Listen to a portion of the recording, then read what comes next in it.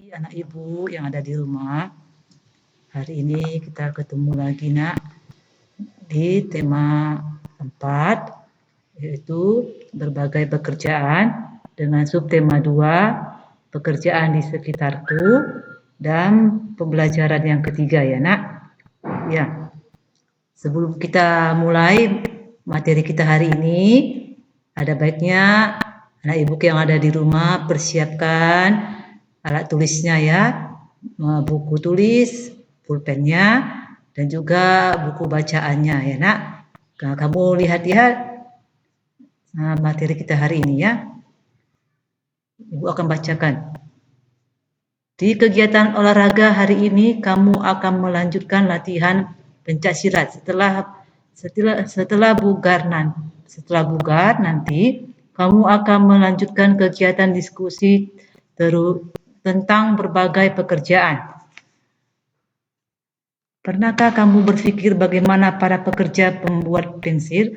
Pensil awalnya adalah sebuah alat tulis dan lukis yang terbuat dari grafit murni atau karbon yang berasal dari alam. Sayangnya grafit murni cenderung rapuh dan mudah patah. Seiring perkembangan zaman, saat ini dibuat pensil yang merupakan campuran dari grafit dan tanah liat. Proses pencampuran ini dibalut oleh media kertas atau kayu. Cara membuat pensil saat ini adalah dengan menghancurkan grafit dan tanah liat menjadi bentuk bubuk, kemudian dibakar selama kurang lebih 3 hari. Setelah itu, pensil ini dibentuk panjang dan tipis serta dibungkus kayu.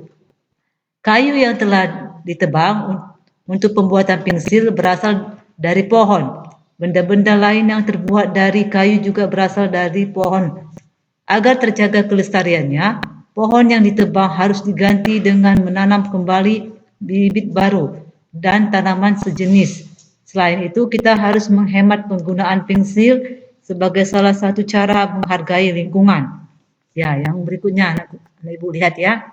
Yang pertama, berdasarkan teks bacaan tadi, ceritakan proses pembuatan pensil di dalam kolom berikut. Ya, kamu bisa lihat ya anakku.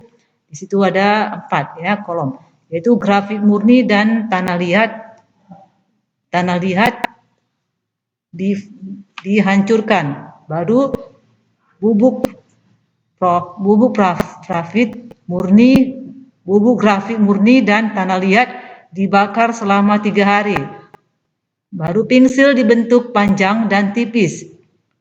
Yang berikutnya pensil ditutup dengan kertas dan kayu. Nah, lihat bagian kedua yang di bawah ya. Sumber daya alam apa yang digunakan untuk pembuatan pensil? Nah, di situ ada jawabannya anakku. Sumber daya alam yang digunakan dalam pembuatan pensil adalah kayu sebagai pelapis pensil, grafit dan tanah liat sebagai isi pensil. Yang nomor 3, apa yang terjadi bila penggunaan pensil dan barang-barang lain yang terbuat dari kayu tidak dibatasi? Ya, jawabannya, apabila penggunaan pensil dan barang-barang lain yang digunakan bahan kayu tidak dibatasi, maka ketersediaan kayu akan berkurang. Selain itu, penebangan kayu tanpa usaha penanaman kembali akan menyebabkan berkurangnya persediaan kayu. Yang nomor 4, berikan saranmu agar dapat menggunakan pensil secara hemat sebagai salah satu cara untuk melestarikan lingkungan.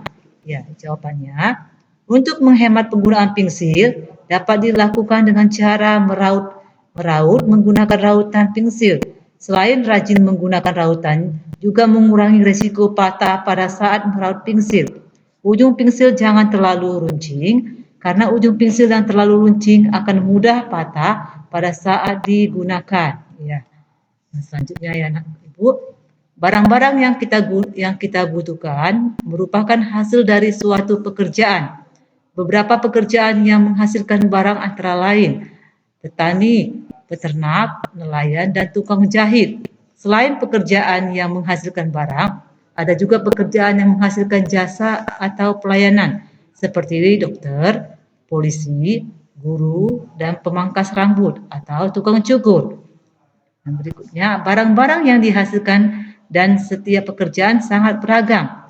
Banyak di antaranya yang memanfaatkan sumber daya alam di Indonesia.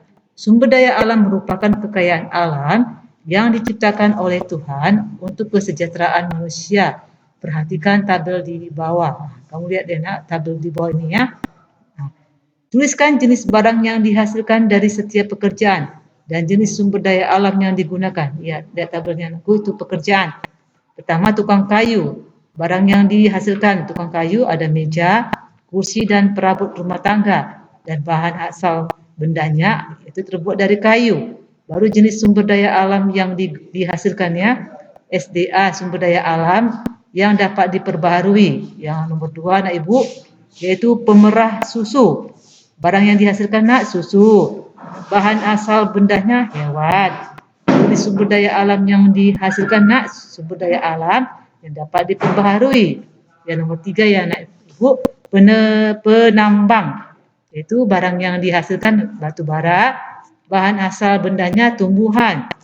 Jenis sumber daya alam yang dihasilkannya sumber daya alam yang tidak dapat diperbaharui. Yang berikutnya petani. Barang yang dihasilkan yaitu sayuran, padi, dan buahan.